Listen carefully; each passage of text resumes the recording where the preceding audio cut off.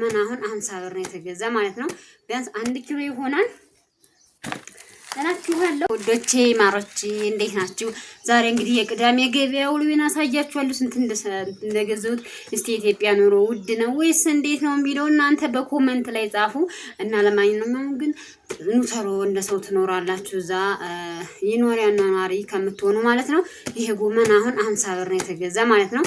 ቢያንስ 1 ኪሎ ይሆናል እላችኋለሁ። ሌላ ደግሞ ምንድነው የገዛሁትኝ ቤተሰቦቼ ላይ ካርጉልኝ ውዶች ማለት ነው። እና አሁን እቺ ማለት ነው 50 ብር እቺ ነጭ ሽንኩርት 50 ብር ማለት ነው። ይሄ ነው እንግዲህ። ይሄ ደግሞ ቀለል ያለ ነው 40 ብር ማለት ነው። ጎመን እንዴት ነው? እንዴት አያችሁት? ጥሩ ነው ወይስ ነው? ይኖራል ማለት አትፍሩ። እና ሽንኩርት ጥሩ ሽንኩርት ነው። ኪሎ 50 ብር ነው የሚሸጠው ማለት ነው ከኛ ሀገር። እና ይኖራላችኋለሁ። ሌላ ምን አለ? ይኸው ጥንጁት ራሱ ለቤት ጥሩ ነው። ይሄ ራሱ 5 ብር ነው የገዛሁት። እንደዚህ ክብሪት ደርዘን 35 ብር 12ቱ ማለት ነው። እንደዛ ነው። ሌላ ምን ገዛው? ካሮት ደግሞ 50 ብር ማለት ነው። ኪሎ 50 ብር ነው የገዛሁት። ይመስላል። ሌላ ምን አለ?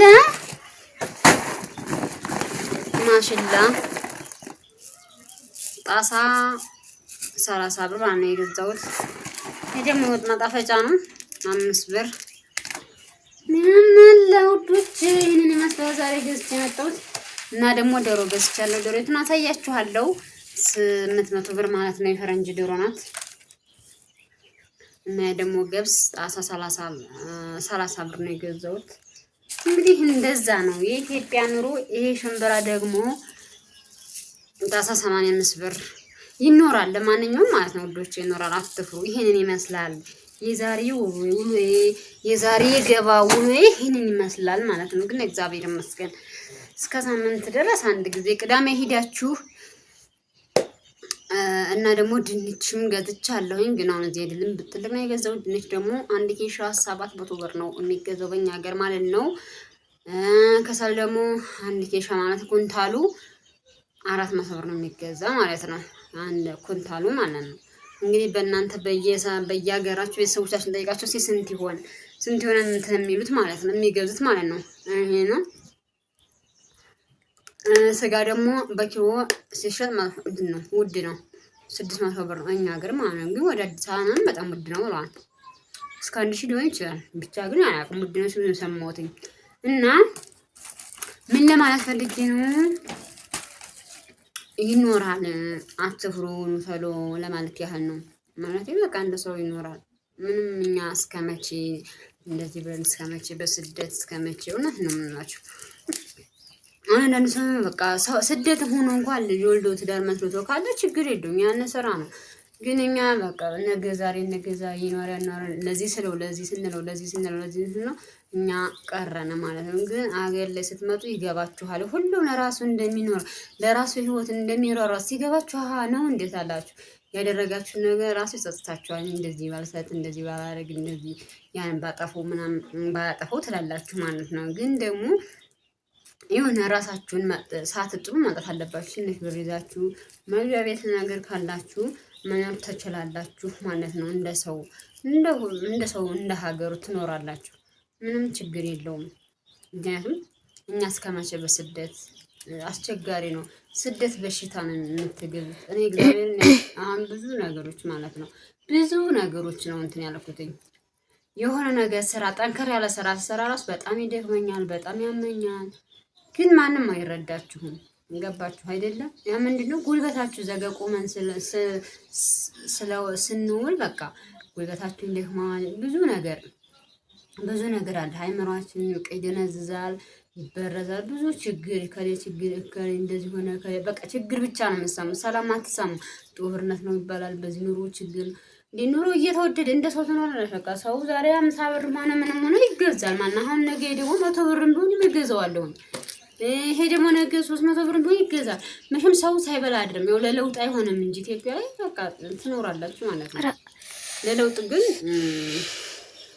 ይሆናል ማለት ለለውጥ ላይ ሆናችሁ ይችላል። ለለውጥ አይሆንም መናገር ያው እንግዲህ እንደሰራችሁ ነው። ግን ራሳችሁን አትጥሩም። ግን ደስ ይላል። እንደ ሀገር መኖር እንደ እንትን መኖር በጣም ነው ደስ የሚለው። ስለዚህ እኔ የምላችሁ ሙተሉ አትፉ። ይህንን ይመስላል እና ዶሮን እንደማሳያችኋለሁኝና ይሄ ያለው ነገር እንደዛ ነው ውዶቼ ማሮቼ። እና ቻናል ሰብስክራይብ፣ ላይክ፣ ሼር በማድረግ አበረታቱኝ እላለሁ። ወዳችኋለሁኝ። ቆይ ወደዛ ልሄድ ማለት ነው ወደ ዶሮይቱ። ይህችን ዶሮ ነው ግን ኩፍፍራ ነው እንጂ በጣም ተከብዳለች። 800 ብር የገዛዋት ማለት ነው ውዶቼ። እና እንደዚህ ነው እቃ ስታጥብ እንደዚህ ነው። ያው እንግዲህ ኢትዮጵያ ምን ይጠፋችኋል? ከዚህ እንደዚህ ታሰጣላችሁ፣ ምን ትላላችሁ?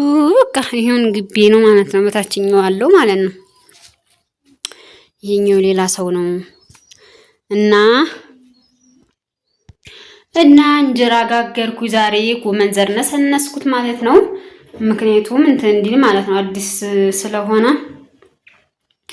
እንትን እንዲልልኝ እዚህ ጋር ወጤን ሰራሁኝ። እንግዲህ ይህንን ይመስላል። ሌላ እንግዲህ እንመሳና ነው ቶሎ ውዶች። እኔ እውነት ለመናገር አትምጡ አለልም። ለምን እንዴ ኑሮ ውድ ነው። አትምጡ። በጣም የሚያስጠላኝ እንደዚህ የሚሰው ማለት ነው። ጥሩ አይደለም። እንደዚህ ሲዋችሁ እንትን አትበሉ። በቃ ዝም ብላችሁ ያለውን ነገር አመቻችታችሁ ላጥ ብላችሁ መምጣት ነው እንጂ እንደዚህ ከሌ እንደዚህ ያለኝ ከሌ ኑሮ ተወዷል። እናንተ ዛሬ ኑሮ መቼም አይረክስም እንደምታውቁት ነው። ኑሮ ራሱ አያውቅም ሲጀምር ማለት ነው። ስለዚህ ስለማይረክስ እናንተ ትንሽ ሰራ አርጋችሁ ይዛችሁ መታችሁ የራሳችሁን ህይወት መኖር ነው እንጂ በጣም እንደዚህ በቃ ከሌ ውድ ነው ከሌ ኑሮ እንደዚህ ነው ስላላችሁ ከሌ እንደዚህ ነው ስላላችሁ እንትን ማለት የለባችሁም። ተስፋ ቆርጣችሁ እዛው ማግራት የለባችሁም ለማለት ያን ነው ውዶቼ። ቻናሌ ግሙ ነው አበረታቱኝ፣ ማርያምን አበረታቱኝ። ላይክ አድርጉልኝ። እውነት ለመናገር ውዶቼ ማለት ነው። ስትራክ አለብኝ እንግዲህ እስከሚለቅልኝ እስከዛም ላይክ አድርጉልኝ። 100 ቪው ራሱ በጣም እንትን እያለ ነው። በጣም እየከበደኝ ነው። ቻናሉ በጣም እንትን እያለ ነው ማለት ነው። እየከበደኝ ነው። ስለዚህ ውዶቼ ይህንን አበረታቱኝ እላለሁ። ላይክ አድርጉልኝ እላችኋለሁ። ሀሳብ አስተያየታችሁን ካላችሁ በኮመንት ላይ ጻፉ። ብዙ ነገር እንግዲህ ያለው ነገር ስለ ኢትዮጵያ ነገር በእያንዳንዱ ነገር አመጣላችኋለሁ። እናንተ ደግሞ ላይክ አድርጉ። ወዳችኋለሁ። አመሰግናለሁ። በሌላ ቪዲዮ እስከምንገናኝ ድረስ መልካም ቆይታ። ላይክ አድርጉ።